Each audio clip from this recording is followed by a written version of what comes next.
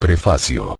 Tras completar un estudio inicial sobre el notorio mal uso de fondos públicos en la temprana era del guano, mis posteriores investigaciones continuaron detectando múltiples escándalos de corrupción de honda huella en la memoria colectiva peruana.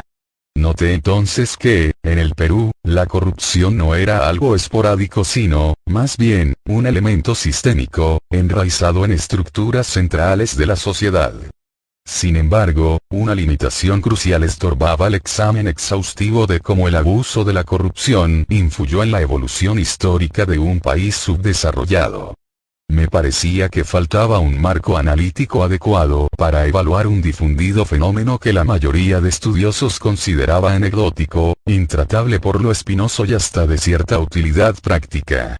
En 1995, me topé con literatura nueva sobre los efectos económicos e institucionales que la corrupción tiene en los países en vías de desarrollo.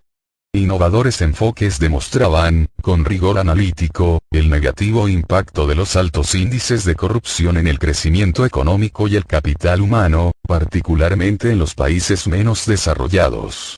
En esencia, estos novedosos estudios representaban una reacción académica y jurídica ante la creciente ola de corrupción que se daba entonces simultáneamente en varias partes del mundo.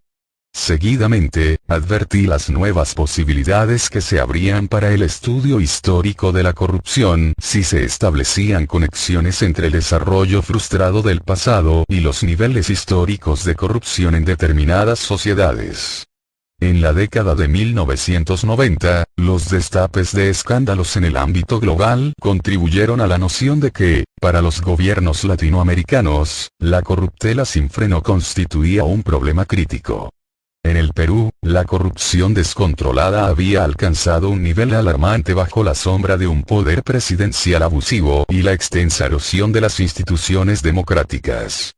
En estas circunstancias, la investigación específica de este libro se inició justo antes de la ignominiosa caída del régimen de Fujimori Montesinos en noviembre de 2000, un episodio revelador que generó abundantes fuentes históricas que exponían las dimensiones sistémicas de planes y redes de múltiples estratos de corrupción.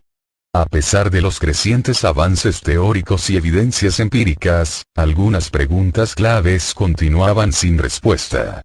Específicamente, ¿cómo es que la corrupción ha afectado la evolución histórica, política y económica de las sociedades menos desarrolladas?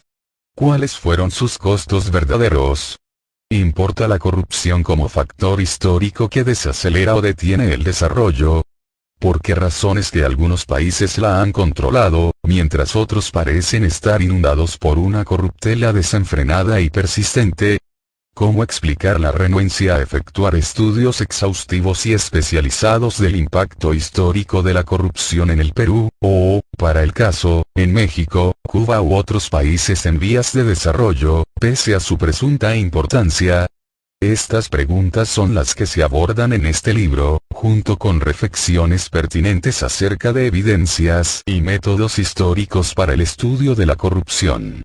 A partir de investigaciones realizadas en varios archivos y bibliotecas, he efectuado un análisis detallado de los ciclos claves de la corrupción desde el periodo colonial hasta la época reciente.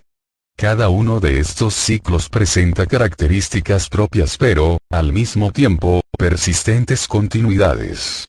Espero que otros estudios individuales y de equipo continúen los pasos aquí dados, en pos de una mejor comprensión de las causas y consecuencias de un factor endémico en la vida de muchas sociedades, pasadas y presentes.